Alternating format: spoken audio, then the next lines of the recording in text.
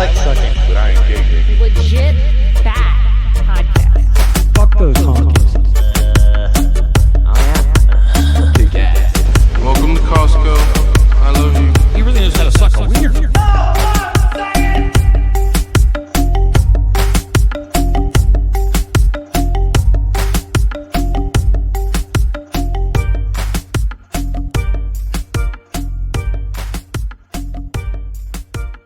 Welcome back to the show.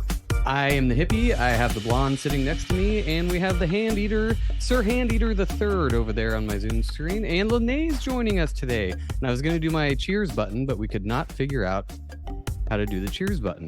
I'm trying to come up with a different button for Lene. Hang on. What should we use for her? We need a nickname for Lene too. Hippie, blonde, finger eater. We just have to wait until somebody gives her a nickname because we didn't give us our one nicknames. Who's never there and never talks. How about we just make her pissed? Oh, No? I don't think so. Let's just wait for someone to give her a name. Let's Give her a get name, points, people. Joe. Finger What's a eater good and idea? piss.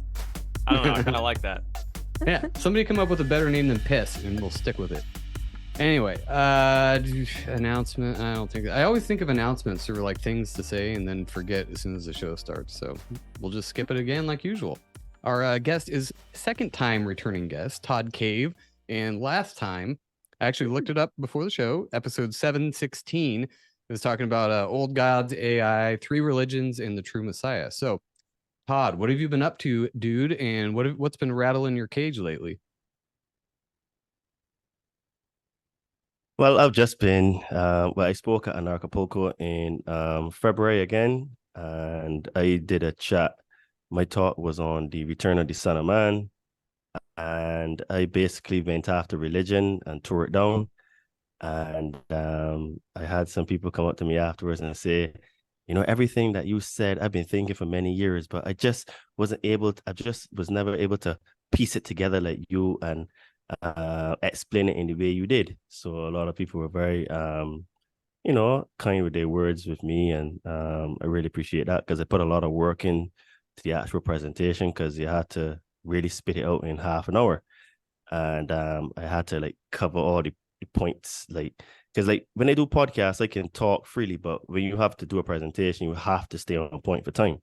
So I had to really practice it and write down everything, and been after that I did one or two other podcasts and just been focusing on fitness and getting people in shape and healthy, and trying to live the best life I can because right now things are very, very challenging, and even with some of my clients and friends, like we all are going through a very difficult time at the moment, and it is mostly due to the energy that we have. And certain things that have been really sticking out to me is the transhumanist agenda that is being pushed extremely hard. And the reason for that is that they want to demoralize us because people that are demoralized are very easy to control. And what's happening is that we're actually having a communist takeover of the planet, right? Basically to bring in these extraterrestrial gods, because what they want to do is that they believe that you get salvation through sin.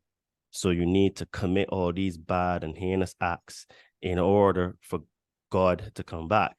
But the God that they're worshiping is an extraterrestrial God, and it will do nothing for salvation, but only cause you to destroy your fellow man. So we're in some very precarious times at the moment, and we're also having the economic issue that I spoke about a little bit before is really coming up now, because we just had an extra few trillion that will be added to the US debt, so more money printing, and they're really going for us in terms of like trying to make just basic living quite unaffordable, because even here in Mexico, like I'm seeing inflation as well. It's not as much as it would be it is in England or in the United States, but it is catching up here as well, so we're in for some very precarious times. What is the like reasoning for them thinking that you have to commit heinous sins for salvation? What would spur such ass backwards thinking? Well, the thing is, there was a because they're different like sects in Judaism, and in one of the sects of Judaism, this is what they believe, and those are the ones that end up having all the money and control. And I can't remember the name of the rabbi that was like the brainchild of this, but basically they believe that it was written in the books has to happen, and they have elected themselves to do it because they said if they don't do it, someone else will. So they've taken upon themselves to do all of these things because they're expecting God to return. But at the very, very high levels, they know that it's all satanic worship. But the levels underneath, I don't think that they really know, because they've really, they're the architects of this entire planet. And behind that, I would say that there's a non-physical entity that is sucking all of the negative energy that is being produced as a consequence. So it is very like parasitic. Excuse me. Well, So are the they reading parasite the is same feeding. book though? Like if they believe, like you're talking about the Bible or something, are they reading the same book? Because the bad guys lose in that book. Well, no, are you saying that they're trying to bring God back by like bringing in the Antichrist and doing all these bad things so that Yes. God does eventually return? Like they're trying to trigger the events that will lead up to Revelation. So they're trying to be the catalyst, but okay. Yes. I've heard of groups like this recently, actually. Yes, it is. It's very troubling because like that is basically their belief system, that for God to come back, they have to do all of these things so that the world will get so bad that God will be forced to have like a come back and have a cleanse. And because they're the ones that are doing it for the preparation of God to come, they will be saved through sin. So that sounds like is- somebody doing something illegal because they want the cops to be there. Like I'm gonna go do something terrible because I really need the cops. So I'm gonna go kill this guy, and then the cops will show up, and I'll be totally cool. Instead because of now just cops are calling here. the cops. Yeah. They could just Yeah. call on God instead. But they're like, no, let's just do all this really bad shit. We'll force God to come back because that's what God wants. I'm sure he loves to be forced into doing That's things. why I said, are they reading the same book?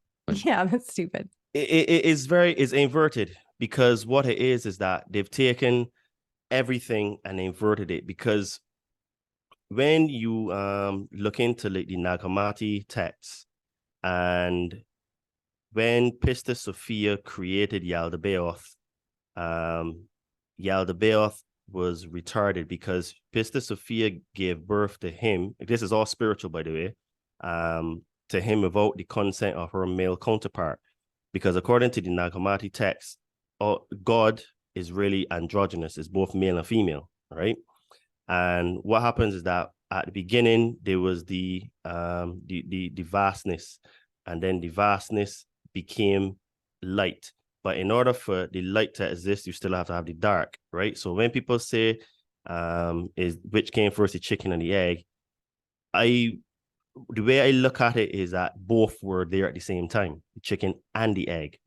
So basically, because God is both male and female, God could produce. So you have like first mystery, second mystery, you have the first power, the triple power, you have Barbello, you have Pista Sophia, etc. And when Pista Sophia created Yaldabaoth, she didn't use her male counterpart, right? So he was retarded. And a lot of the things that Yaldabaoth says in the Nag Hammadi is basically a mirror on what is said in the Old Testament. Yaldabaoth said, there are no other gods but me. I am a jealous God. All of these, actually, when you read the Nag Hammadi and you read the Old Testament, you realize there are a lot of similarities. So what it is that different perspectives on it, right? correct. So what it is that because he knew that he was not the creator of all things, he created this realm so that he could govern, and he created everything artificial. So because now all the technology that we have is all as a product of from him, right? If you do connect the dots, it'd be from him in the Nag Hammadi to what we have now. And because consciousness is spiritual, what they're trying to do is they're trying to make us into the man merge with machine in order to become God. Because this is why you have guys like Ray Kurzweil that said, I think it was in 2007, that human beings have to upgrade and then we be like gods. So there's been this agenda for many, many, many thousands of years. And it's just that because technology couldn't be introduced like super duper quick in order to create the world we live in, they had to do it bit by bit by bit by bit. A bit like how you have the frog in the cold water, you turn the heat, the frog doesn't realize that he's going to die until the very end. We're basically the frogs in the water, and now it's getting really hot, where it's becoming very obvious that it is what it is. So when Yaldabaoth basically created this realm according to the Nag Hammadi and made everything artificial. But because now he knew that God is love, he had to create the opposite in order for his world to exist. So this is why fear, hate, jealousy, and all these seven I think you call it the seven demons that to bring us down, jealousy, envy, hate, lust, greed, all these things. So he created a system that would feed off of that, right? And this is what we have now, because you see like school in California, they're teaching children, they're teaching young boys now how to have anal sex, right? Like literally. And I saw a video yesterday on Instagram that one of my mates shared, and this is graphic, man. I mean, in the terms of like what they're saying. I mean, we have it in the UK as well, but like the lady was saying that, you don't have to have penetration in order for it to be satisfying for a male. You can just put it on the rim because there are nerve endings on the end of the anus. So you don't have to penetrate in order to have pleasure. And they're literally indoctrinating and teaching young boys how to perform anal sex. And it's like, wow, you know what I mean? We've gone so far away from God that like the agenda is actually being fulfilled, because, you know what I mean? Like, according to the Bible, when they had the story of Sodom and Gomorrah, you would realize that all empires, the Greek Empire, just before it fell, it went into debauchery. The Roman Empire, just before it fell, it went into debauchery. And now the American Empire is about to fall. And what we have? Debauchery, right? So everything seems to be very cyclical. We are in the Kali Yuga, according to the Hindus, and all truth is going to be revealed. And the thing is that we need to have shows like this are very important, because there are a lot of people that are still sitting on the fence and thinking, well, it's nothing to do with me. But no, you know what I mean? Like, first they came for the socialists, and I didn't speak up because first they came for the trade unionists, and I didn't speak up because I was in trade unionists. Then they came for the socialists, and I didn't speak up because I was a socialist. Then they came for the Jews, and then I didn't speak up because I wasn't a Jew. And then they came for me, and no one was there, right? And people need to stop being afraid. We need to push back, because like if we our acquiescence is what is allowing all these things to take place. What is happening is that more negative energy is being fed back into us, because we are basically made of energy. What happens is that when we have negative thoughts, then those are created, those become real when they're clothed in feelings, and then those feelings feed back our thoughts, and then we create a negative feedback loop. And this is the system that we have here right now, where we have all this negativity going on, and we're not trying to overcome our fears and traumas in order to speak up and say, no, enough is enough. They're coming for our children now. I mean, I don't have children, but I would stand up for the children, because they're the future, right? And if they're lost, well, there's psychologically, we will think there's nothing to fight for, and we will just let it go. And we're very close to being enslaved as a planet. But I think there's a lot of hope still, but there's a lot of work to be done, because things are only going to get worse. And I hope what I'm about to say, I hope I'm very wrong. I would love to be very wrong, but I think what we're going to see very close in the future is open pedophilia on the TV and on the internet, and it will be glorified because the United Nations has already said that children should have a say if they want to have not United is World Health Organization. Yeah, World Health Organization, sorry. They are saying that children should have a say if they want to have sex or not. So they're behind the scenes, they're creating the environment for all of this stuff to happen, right? And people are just like so caught up in going to work and making money, but not realizing, hold on a minute, well, if our society is destroyed, the job that you had that you thought was so important isn't going to mean anything because you're going to be a literal slave, so Yeah. we have to push back. I think you're right. I mean, they're obviously pushing open pedophilia pretty hard and pretty open. I mean, there's a whole organization, MAPS, that's like pushing to normalize that. And I love the old, or not old, but I saw a meme the other day that said, hey, if it needs to be normalized, that means it's not fucking normal. And it seems obvious, but people just so easily go into whatever is on the TV and just, oh, that's a thing now? Okay, yeah, sure. We'll go along with that. We don't want to discriminate against these people and their right to fuck children. So we'll just go ahead and, yeah. I don't think most people think that, though. I think most people are silent. Like the way that you're talking about it, where people aren't speaking up or standing up for people. I don't think most people are going to see that on TV and say, yeah, that's totally fine. So people need to get together and rise up because that's not okay.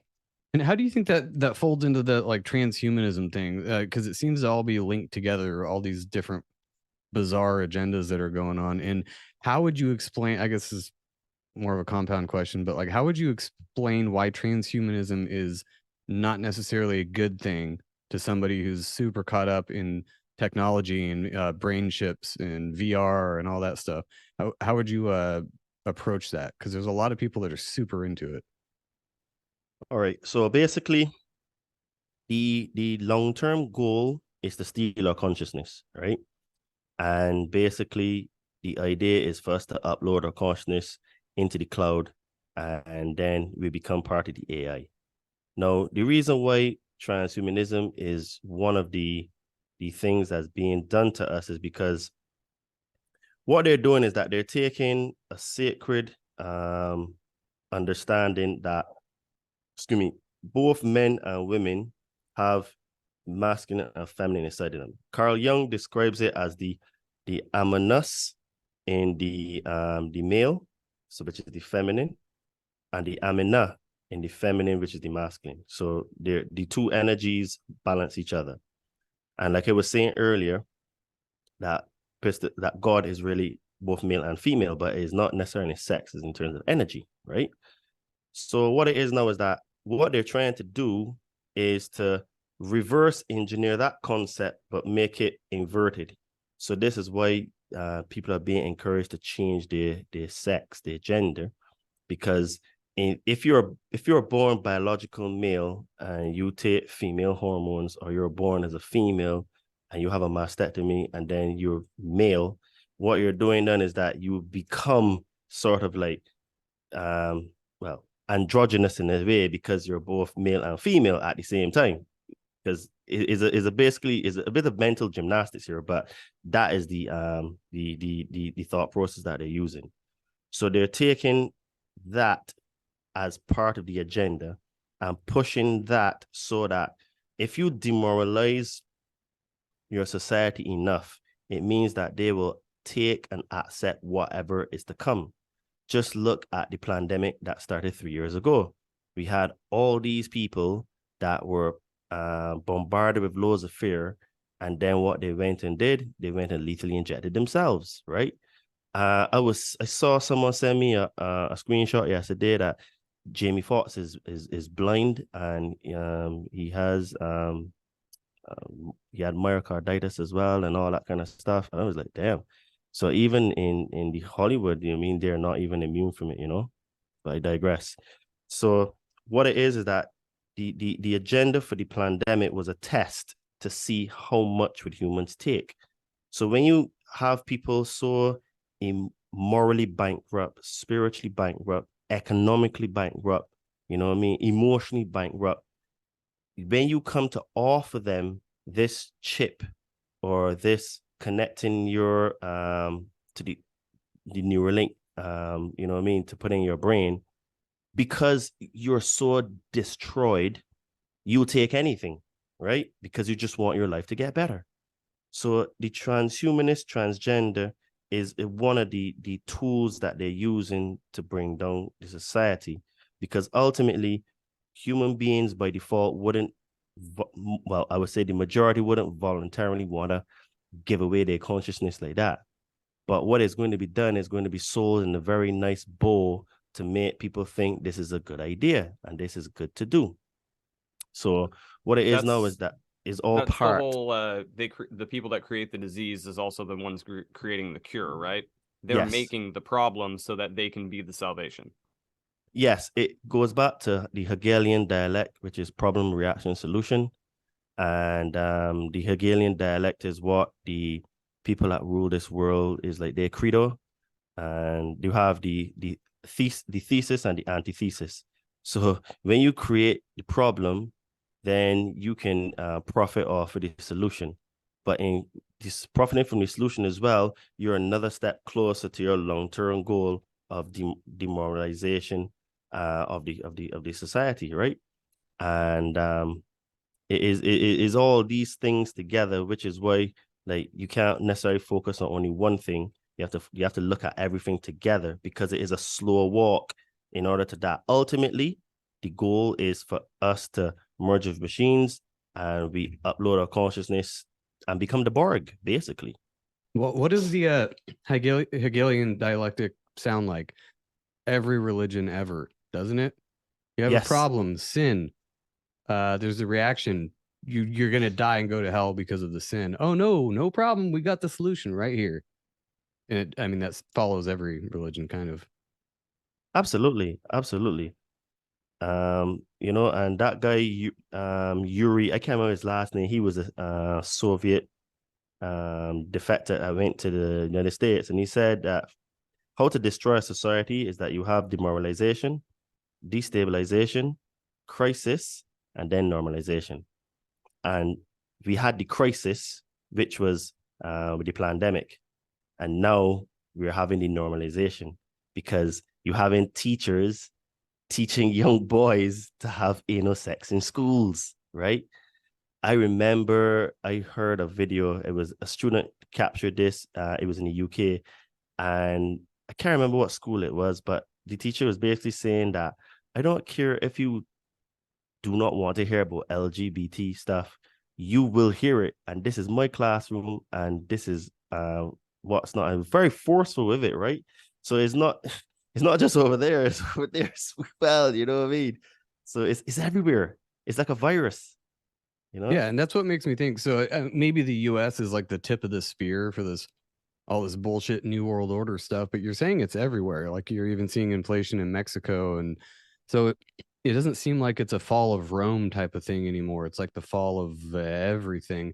I did want to ask real quick, because I love talking and thinking about the Kali Yuga situation. A lot of people think it's like 24,000 years or 26,000 years or something like that, or even more. There's some that think it's like 400,000 years. But if we're in the Kali Yuga now and the same thing's happening as happened in the Roman Empire, what were they in then? Was that also a Kali Yuga, or was that just descending into it?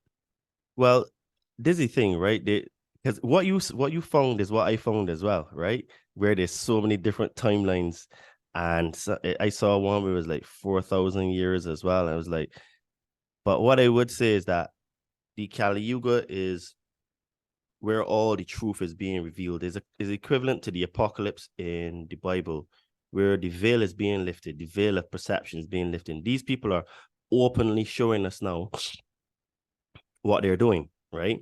They're being very brazen about it, and they don't care, right? So in that respect, I would say yes, definitely. I would say from looking at things, we're in the Kali Yuga, because if you think back at like prior to 2012, I mean, this stuff. If you try to tell anyone 10 13 years in the future, 12 years in the future, 11 years, sorry, that this stuff will happen, they would say you're mad, you're on smack, right? And it's sped up so fast, right? Because like we went from covering our face in mask to having homosexual sex being taught in schools, and it's like, where did that come from? You know, like just like that, right? Before we were all afraid of an invisible virus, and now we're even afraid to say no, this is not right, you know. So it looks like if the normalization stage has definitely started, and the Kali Yuga is all about where you destroy yourself and then you go into a golden age. So a lot of like mystics, and when you look at the we have the bronze, the golden age, the silver age, and the bronze age. Then we go into like stupidity, and then we come back into the golden age again. So it seems to be a cycle. However long it is, what I would say is that I don't think we've seen anything yet. I think it's going to get like even crazier. This is why I said I hope I'm wrong, but what I said, I would love to be wrong. I hope someone could say, Todd, you were wrong. I'd be saying, great.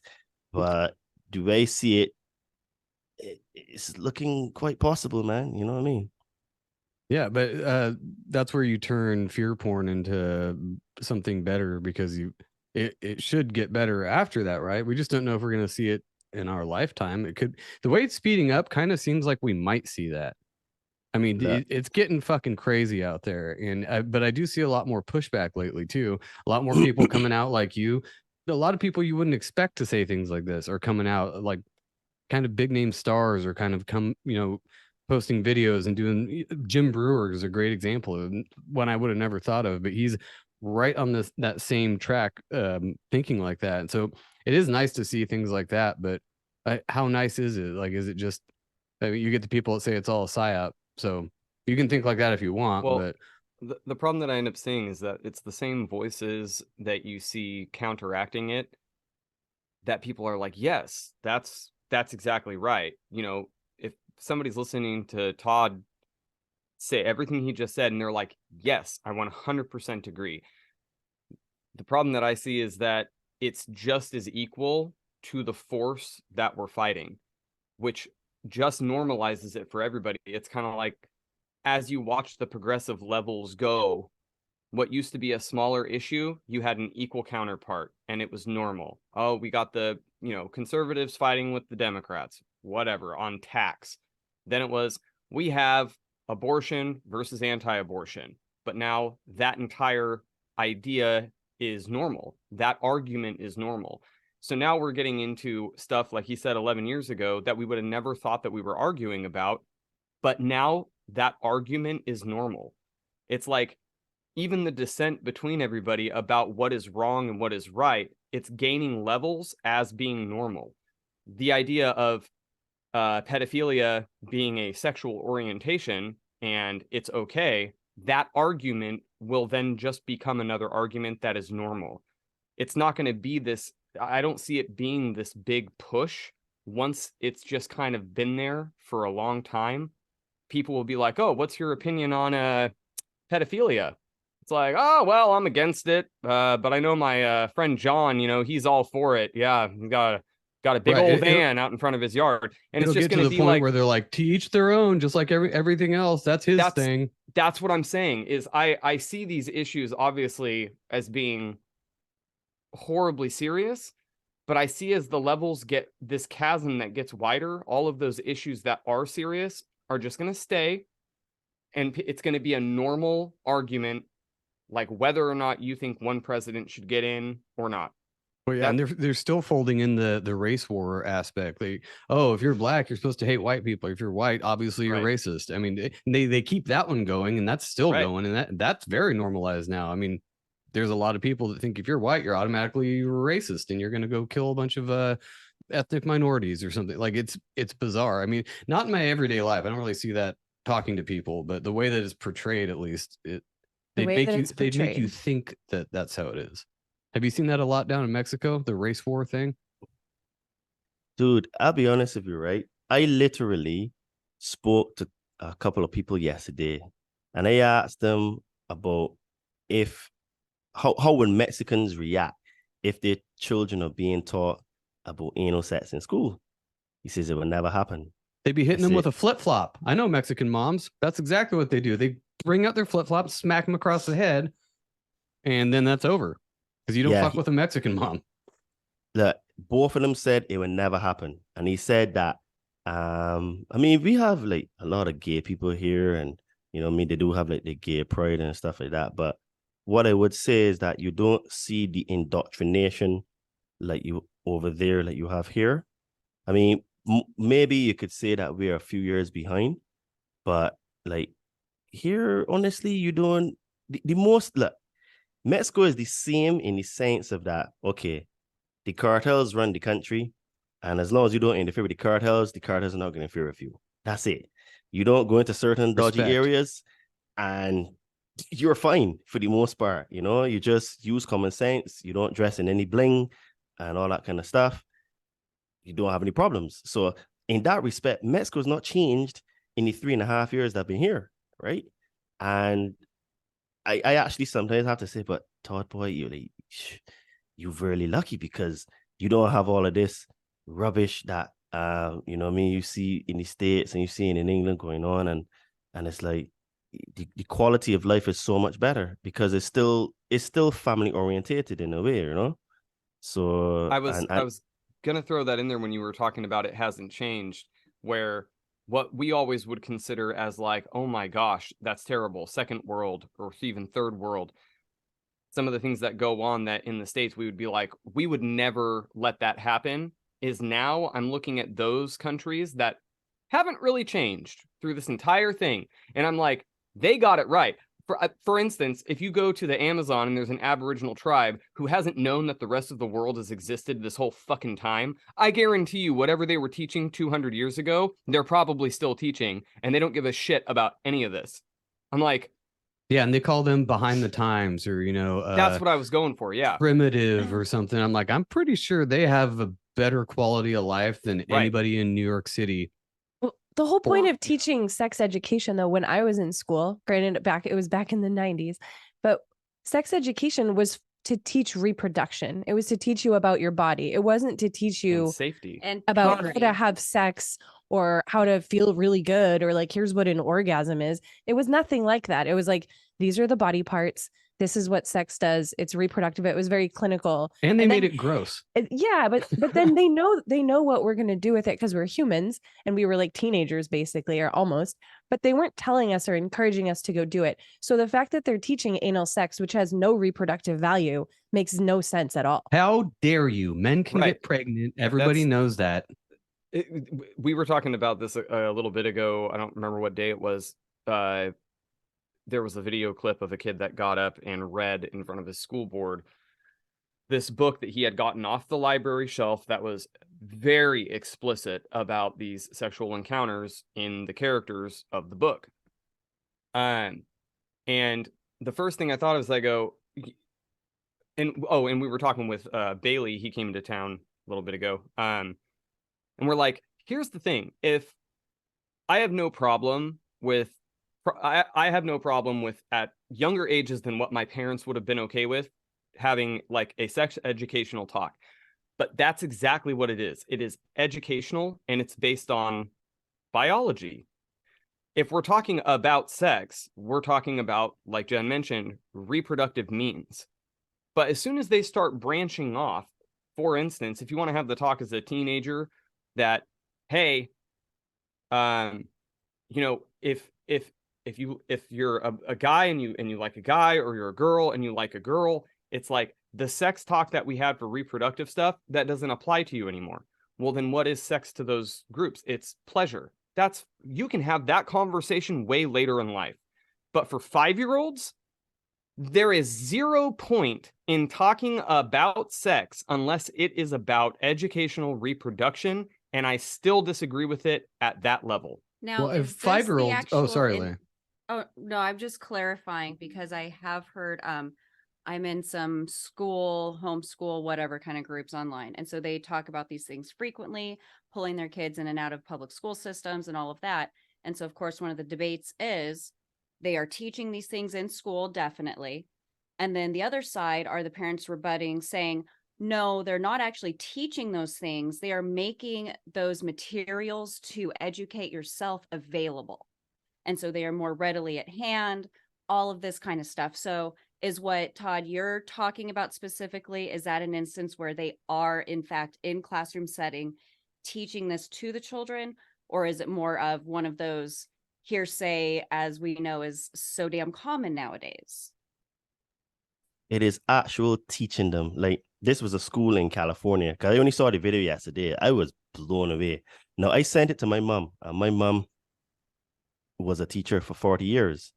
And she was horrified because, I mean, okay, as a teacher for 40 years, she's seen the evolution of the education system. And just as she was about to retire, she said to me, Todd, I'm so glad I'm going to retire because everything is changing, that you don't have any power, you don't have any say. They just come with these diktats and tell you that you have to teach these things. And like the way that she used to teach before, because she used to have a lot of successful students and stuff, they were changing all those things. So in this school, they were actually telling the children, like, I can't remember exactly. I'll send you the video, right? And it is that. Yeah. They're literally saying, well, I try to remember exactly how she said it. She says, well, for anal sex, she says, because the prostate is located near the anus, there are a lot of nerve endings there. So this is why when male to male sex, you can still have fun, but you don't necessarily have to penetrate. I mean, like, these are young boys, and you're telling them, and you're being graphically explicit and saying, well, you don't have to penetrate. You can do what's the equivalent of rimming, and it will still be pleasurable for them. And I was like, wow, this is gone to the next level. I mean, I don't know how old the kids were, right? But I would say they were probably adolescents. But even still, right? No, let's give them the benefit of doubt. Get orgasm by clitoris or something. Same kind of, like, just way too graphic. It was way too graphic, and this was literally teaching how to do it, right? That's so stupid, because at that age, kids don't even know what their boner is. I remember being 5 and being like, why does my dick hurt? It hurt actually the first couple boners, because you're like, I gotta like tuck it into the waistband. Like, why is it out there? What the fuck? So and I can't pee now. I can't fucking pee now. Like, what? I gotta go outside. It's shooting way up. Yeah. So to teach kids that they're like, oh, actually that's for pleasure, and here's how to do it with your butthole. Most kids are gonna be like, wait, whoa. Buttholes are for pooping, and you would be correct. That is what they're for. Who knows why God or whoever put the prostate there, but I'm pretty sure it was so that when you took a shit, it felt really good, because I do know that.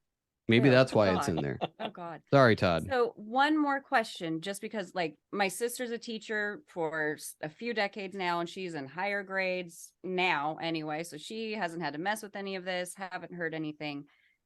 Are they also...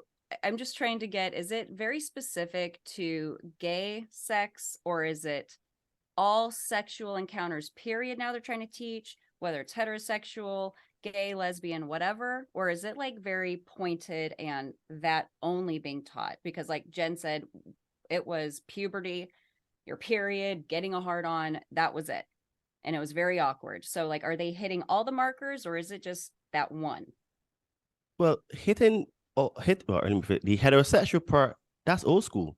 Because when I used to live in England, they were bringing in straight bananas and condoms and showing you how to put on. I didn't go to school where they did that. Like, you didn't talk about sex at my high school. Like, it wasn't a thing. So the to cover all the bases, that's old school, right? Now it seems to be very much just for homosexual sex, right? Like, I didn't know that was a thing. Like, I wasn't taught that stuff in school. So to me, it's like all kind of, oh shit, they're really doing that. Yeah. Like, I had no idea that other kids were taught about sex when they went to class. That was, I thought, only on TV. The thing is, right, I'm trying to remember if I ever had sexual education at school. because I'm a little bit, I might be older than all y'all. I'm 41, right? So, and I was born in Barbados. So, I've asked myself, I can't remember, honestly. And if we did, I think it was more like Jen was saying, it was more like educational wise, and it was more just like biology. So Right. it was, I never went to school. I mean, you learned about sex as a guy. I learned from sex from other guys, right? Because yeah, we were self-taught you know what I mean? back in the day. We're old school. Self-taught. You know what I mean? Like you Sex book. I remember when I was at school, and like, I mean, even still in the 90s, we were still very much into sports. And yeah, we knew about sex, but it was not like a real main focus for like as a teenager. I would say like when we got 15, 16, then yeah, you know what I mean? Because you start hearing this body, yeah, that body has sex with this body and this, and then you'd be like, really? So you get a little bit inquisitive, right? But even still then, you wouldn't have it in school. And even if we did, and honestly, I don't think we ever did. If you did, it was purely for educational purposes, right? On a biological level, right? Right. It was the same as saying this is a finger, this is an arm.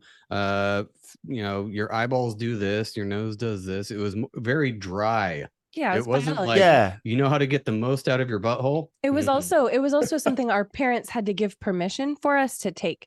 So we couldn't just go to that class. They would send out a notice and the parents had to sign off on it. And there were some kids that weren't able to go to that class because their parents didn't let them. Most kids did go. I think I was in 9th grade, maybe 8th grade. I can't remember, but yeah, it was the parents had to give permission. It wasn't something that the teachers were like, hey, let me teach you how to have anal sex in this class without telling your parents, because kids can give their own consent now. If that was in the 90s, can you imagine? It would be like all Mexican moms. They'd just be throwing flip-flops willy-nilly. They're like, no, we're not doing that. It was in the 90s when they took out the 10 Commandments from schools and people freaked the fuck out. Can you imagine if there was a video that popped up on old school Good Morning America? They're like, and a school in California is teaching your 7-year-olds how they can put their penis in buttholes. Dude, everybody would have freaked out. The 10 Commandments thing blows my mind because it's literally just showing the United States Penal Code. Not to make a penis joke, but it's literally like most of this is just illegal. Just don't do it or you'll go to jail. The rest is good advice, like don't be envious of things you don't have. Don't kill. Right. Other ones are just like moral ideas that if you take out the religious aspect of where it comes from, the biblical story, Christ, the whole thing. If you just look at the 10 Commandments and weed out the these and thous, it's pretty normal shit that all of us already kind of know to follow, whether it be moral or lawful. Like, don't kill, don't fuck your neighbor's wife, that kind of shit. I feel like that's mostly stuff that all of us would go, you know what? I think that's probably a good idea. Yeah. And that directly followed the satanic panic of the 80s too. So they had the satanic panic with Judas Priest and all these, all the Dungeons and Dragons and oh my God, the devil. And then right after that, they take the 10 Commandments out and people just were like, oh, people lost their shit. But they might have been ahead of the curve. I mean, we're talking about now and the slow roll. That might have been part of the start of the slow roll because now we're just at almost full boil and everyone's like, ah. Well, and you see this fucking argument of, you're just being like grandpa and grandma were when you were a kid and these things were happening. And it's like, hold on a second. I've been able to identify some of those in my life where I'm like, fuck, I'm being like mom and dad. All right, yeah, I should probably let this one go. You're right. It's a new trend or whatever, and it's harmless. But it's kind of like what we've talked about with you should be allowed to do what you want as long as it doesn't hurt other people. So like when, as a dad, I start seeing things happening in school with my kids or outside of that, social trends, and I'm like, see, now this is actually harmful. This isn't just a new trend like our parents saw where they were taking the 10 Commandments out and they freaked out about it. No, this is actually something that they're trying to normalize that is harmful to other people. The fact that is now becoming normal, that you can just be okay with something that harms other people, whether it be getting the jibbers or trying to normalize pedophilia, it's like the fact that these kind of things are now being normalized, and then also pushed that if you don't accept it, you are part of the problem. That to me is bananas, because they try to make, I agree with what Jen said earlier. They try to make you think, perception wise, that it's about 50-50. And I don't think that that's the case. I don't think that most people are on board with it, but those aren't the people that get put on TV to show you that people are accepting it. They try to make it look like a lot of people are. No, that is the black and white argument, literally, as far as race goes, but also with everything else, where they try to make it look like half are for this and half are against that. Oh, sorry.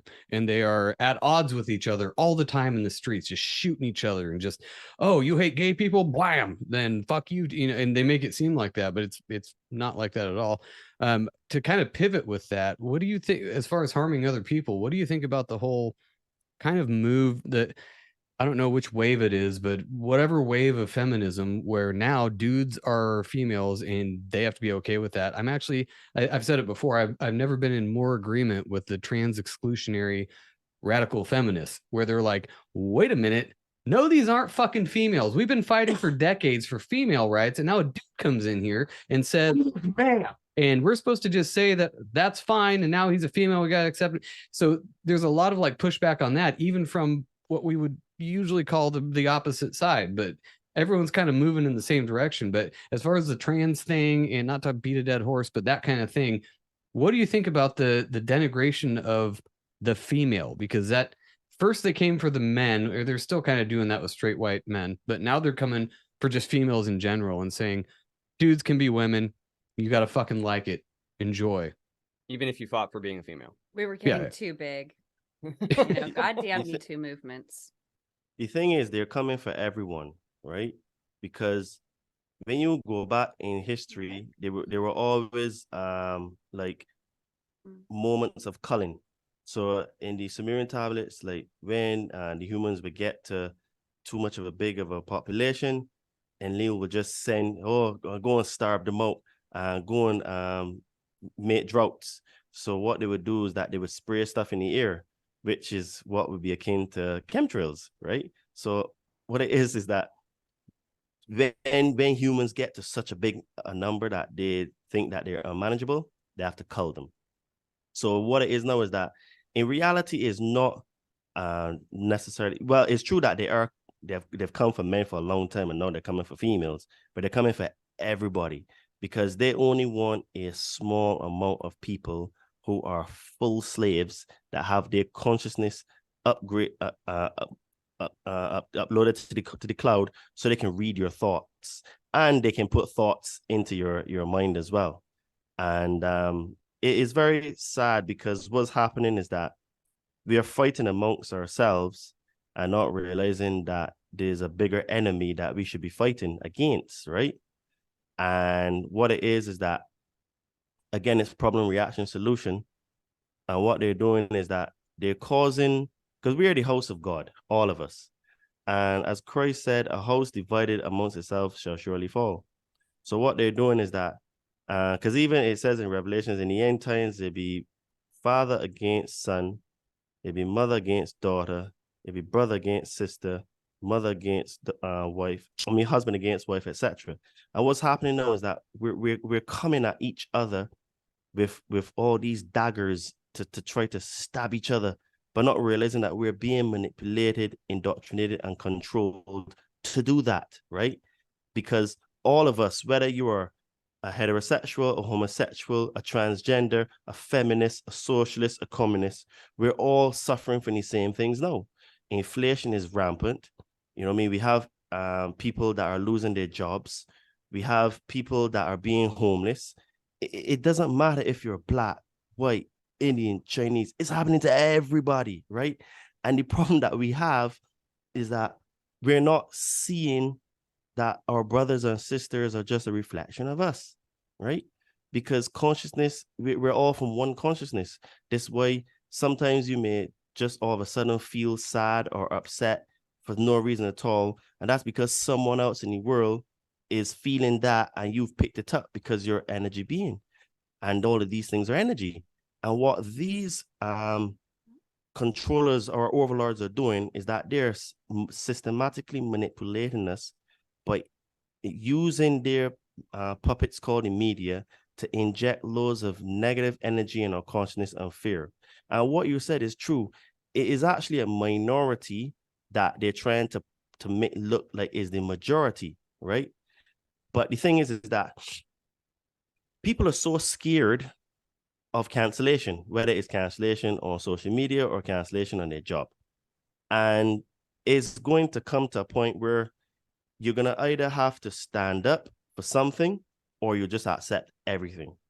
And a lot of people that got jabbed and stuff, there's some that realized that they were conned and they're furious. Yeah, they're I've heard that. Absolutely furious. Now, when you come now, so suppose, say there's a percentage, there will be obviously a percentage of those people that have families. When you start coming for their kids, they're gonna be like, no, that's it, right? You're not coming for my son or daughter. I freaking got jabbed because I thought I was doing the right thing and I had to keep a roof over my head for my family, whether you're male or female, right? And now you want to come for my kids? Nah. I think what's going to happen is that we're going to have the silent majority is going to rise up. However, and I say this to my friend all the time, most people are not going to wake up unless they go through a very traumatic experience. Right. And the only way a human ever wakes up is when he has, or she, when I say he, I mean collectively, when he has a experience that is so traumatic that it splits his mind. And he is literally like on the verge of full-on mental breakdown because it is so clear that everything he was told was a lie, right? And I have a mate that he's a multimillionaire, and long story short with him, he was totally legit. I mean, not that he's a legit, no, but what it was that he was so legit that he believed the government, right? And what happened to him is that the government came after him because he was going to become too successful. He was in an industry that he was starting to dominate. And because he was the new kid on the block, right, they didn't like that.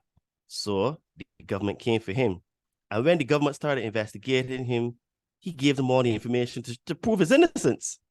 But in reality, what he did is that he just like made it worse because the government actually like ruined his life, caused him to end up getting cancer, caused his marriage to break up.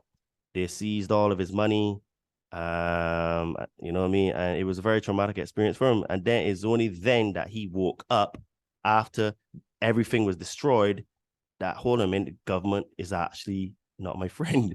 The police are there to frame you, you know?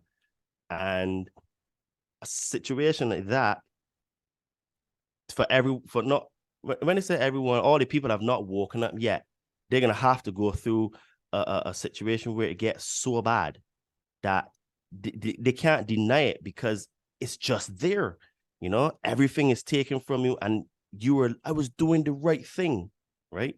It has to split the mind. And this is a way that they used to do MK Ultra back in the day.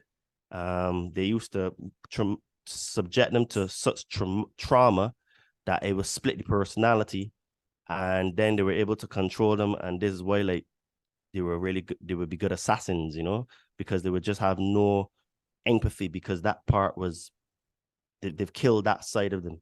And humans have to go through a similar experience in order to wake up and realize that, hold on a minute, I'm fighting my brothers and sisters, but all of us are in the same situation. At the moment, we still have relative peace times. We can still go to the cinema. We can still travel. We can still, you know what I mean, go to the supermarket and not have to worry about bombs or zombies coming to steal your food out your fridge, you know what I mean, and all these kind of things. Not yet. So, but that's what I'm saying, right? So we still have relative peace times. And while I would not want to see that happen, it really looks like if something like that is going to have to happen in order for humans to wake up. Because I saw a video, I think last week, where this guy went into Target and he was fuming and screaming and stuff. So anyway, he started talking to this lady and she was working there.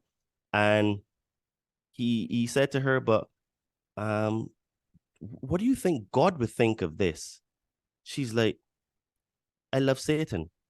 I don't believe in God. Straight up. I was like, damn. So he says, but don't you think that they're targeting children? Target is targeting children with all this LGBT stuff. She's like, no, they're not targeting it. But he's like, you're selling swimwear that are tuck friendly, right? Like, and it's in the children's section. So like, isn't that not attacking? Is that not like going for the children? She's like, no. And then, you know what I mean? She loves Satan. I'm like, wow. So we've gone so far, whether people believe in God or not. Even if you're an atheist, you're going to come and say that you love Satan? That's mind-blowing. Some of that to me seems like shock jock shit and just TikTok clicks and all. These people will do anything for clicks. And I'm not saying that's not true, but a lot of people are out there saying stupid shit like that because it gets views and they might be YouTube famous or something. Not saying there isn't crazy fucking people like that too, but I just don't know how much to believe of, stuff like that. But I don't doubt it either. So I would have to, it's like, using discernment with anything else you see online or on TV, kind of like balancing it and maybe not thinking it's that bad. Maybe at that one place, that one lady was that fucking crazy. I believe it totally. Well, Joe, I hope it was a joke. Well, right. That's what I was going to say, though, is that even that in and of itself, because so many people are just doing, like you said, like shock jaw shit, it cheapens when somebody actually means it. So when there's a person out there, and this goes for any subject matter, things that you just didn't used to say in fucking public, right? Which we don't have that filter anymore. Everybody's allowed to say anything in public. It's like it cheapens how serious it is when someone does actually believe that. Because now we're so used to just people on TikTok and Instagram doing shock jaw shit where we're like, yeah, he's just a clown. He's just doing it for likes. It's like, yeah, but there are people out there that are fucking serious about that shit. Like they really. That's kind of what I was going for, is muddying the waters and diluting it to the point where people are like, oh, it's whatever, they're just joking around. Meanwhile, there are people who actually believe that, but you don't believe that anymore because there's so many clowns out there doing this shit. Well, before we get out of here, dude, because I want to end on a positive note. What is your advice to somebody, or what's some things we can do to, I don't know, mitigate this or make it easier or fight back? Like what's some advice for ordinary folks out there just listening to this? Well, what I would say is that first thing first, don't let the things that we're saying scare you, because fear, as I always say, is the cousin of death. And what fear does is that fear causes us to self-sabotage. And what every individual needs to do is to work on themselves. And I'll explain what that means. Working on yourself is working on your fears and traumas, getting yourself into really good physical shape. It is reading books, doing meditations. It is actually like getting out in nature. It is actually, like trying to find that inner child inside of you, because we're all just big kids, you know what I mean? And we've lost that sort of like creativity and imagination that we've had when we were children. Like I was talking to a friend of mine, and she was saying that her son tells her that his imaginary friend is there with them, right?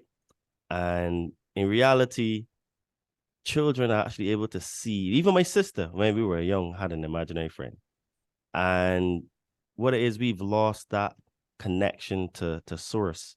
We've lost that connection to the spiritual realm, and we've lost, like, we don't connect in the dream world anymore.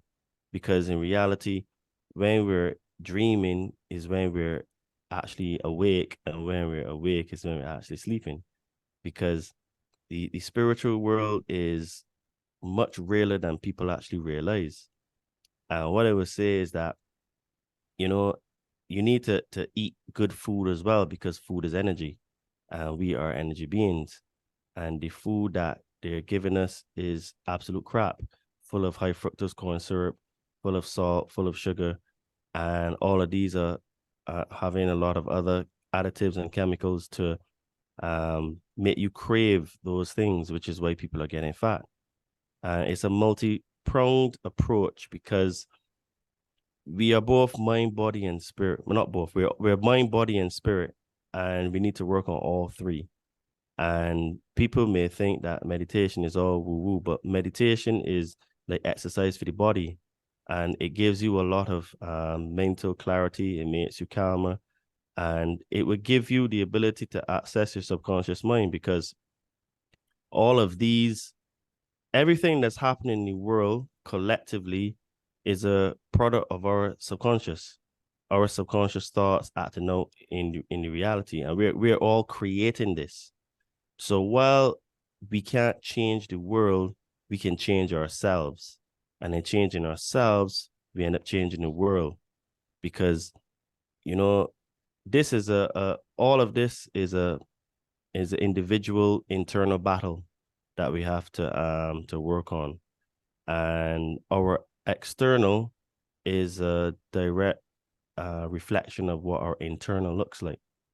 And we have to get right with ourselves.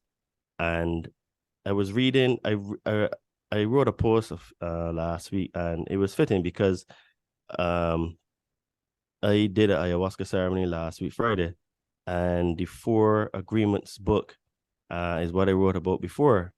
And I would say to people that if you read that book and you follow that book, that would put you on a very good path, because the 4 agreements is, the first one is be impeccable with your word, right? Be relentless with your word. You do what you say you're going to do. The next thing is that you don't take anything personally. And this is where a lot of us fall down, because if someone says, oh, you're fat or you're ugly, then you would get triggered by that. But in you getting triggered by that, you're actually making that statement real, because it's affecting you. If it's not true about you, don't take it personally, because that person that person is just projecting on you how they feel about themselves inside, right? And then the third one is don't assume anything. Make no assumptions, because what we do as humans is that we never know the full picture. And what we do is we take a small bit of information of the big picture, and we create a story in our heads about that thing, and that thing becomes real. Yeah. And then the last agreement is to always do your best. And when I was looking at the book to write about it, I was like, you know what? I'm going to make these 4 agreements my center, because they make so much sense, and it will give me a lot more balance in my life, because a lot of the times we are the ones that create all the negative, not many times, all the times we create the negative occurrences in our lives because of fear and trauma. And what we need to do is to get right with those, overcome them, heal them, and you will stop the self-sabotage. Because if we don't stand up for something, we're going to accept everything. And you are the help you're looking for, and you are the change in the world. You are the light in the world. But if all of us collectively work to be that light, it means then that we will shine so bright that all the negative stuff that they want to bring in wouldn't be possible, because it'd be too positive. But we can't give up hope. We can't give up. We have to persevere, because Scripture talks is about he who endureth to the end. And I really believe that this is very, very important, because they're going to do whatever they want to do. But we just we don't have to accept it. We don't have to play the game anymore. We're the ones that are playing the game. That's a perfect thing. It's so kind of synchronistic. We've been watching some movies with my kiddo, and the latest one was The Hobbit, and something stood out to me. Of course, it's Gandalf, but it's perfectly said in a couple sentences. It's some believe it is only great power that can hold evil in check, but it is not what I have found. I have found that it is the small everyday deeds of ordinary folk that keep the darkness at bay. Small acts of kindness and love, and that's kind of what you're saying. With it all just starts with you. Like, don't worry about changing the world. You fucking figure yourself out first. Stop treating people like shit. Maybe like they'll stop treating you like shit. Stop trying to change the world if you still have to go clean your own room. Yeah, it's true. It's true. We always look at the login, or we always look at the speck in our brother's eye, but we fail to see the log in ours. And we judge each other so much, but in reality, we're judging ourselves. And after I did my ayahuasca, my perspective has changed on it, because here I still see some people that wear a mask, especially in my gym, and now I actually feel a little bit sorry for them, because it's like they just don't know. And I was like, shh, that person is a small reflection of a part of me that I used to be, where I was in darkness. So instead of me feeling like all superior, that she or he wears a mask, I'm like, shh, you know what? That used to be me, that way I didn't know any of these things a few years ago. So now I feel a little bit more empathy for them, and I'd be like, damn, So I look at them in a different way now, because at the end of the day, they have their path, and they've just not gone through a traumatic experience yet in order to wake up. And the thing is that the longer it takes for that traumatic experience to happen, the worse it's going to be. I mean, it's never easy, but can you imagine waking up when you have literal food shortages? You have inflation to the point where it is hyperinflation, right? Then you have zombies trying to steal the food out of your fridge, right? And you're trying to wake up at the same time. I'll be honest, that I think a lot of people are going to commit suicide for that, because it's going to be too hard, because you have all of those things, and then you have this trying to find yourself, and at the same time. It's going to be hard, No, and that makes, I like the way you put that, because if you're, I mean, everybody's found themselves looking at people with masks on in their car by themselves and been like, what the fuck? I don't even notice it anymore because it's been so inundated, but it does make sense to think about maybe in 2 years, they'll have some kind of like waking up or some kind of thing where they're like, I can't believe I was doing that. So maybe now, if you don't treat them like shit because you're the higher one, not wearing a mask or whatever, maybe they'll find something in that and, come to their own realization. But you can't really tell. Like you said, everybody's on their own path. But I guess just it's like every other show we've done. Don't be a dick. That's pretty much it. But Todd, do you want to plug anything before you get out of here? You are Adriano_246 on Instagram. Is that correct? That's correct. All right. Anything else you want to plug? Or my Facebook, Todd Cave, TODDCAVE. And I do these podcasts because I've been shown that I am being called to talk and to help share some of my knowledge, because like there are a lot of people that don't really know these things. But on the day-to-day, I am a online fitness trainer, and I help spiritually inclined people burn fat and build muscle. And anyone who works with me and follows my advice gets into fantastic shape. And I also help coach your mind and to help you create new habits, improve your mindset.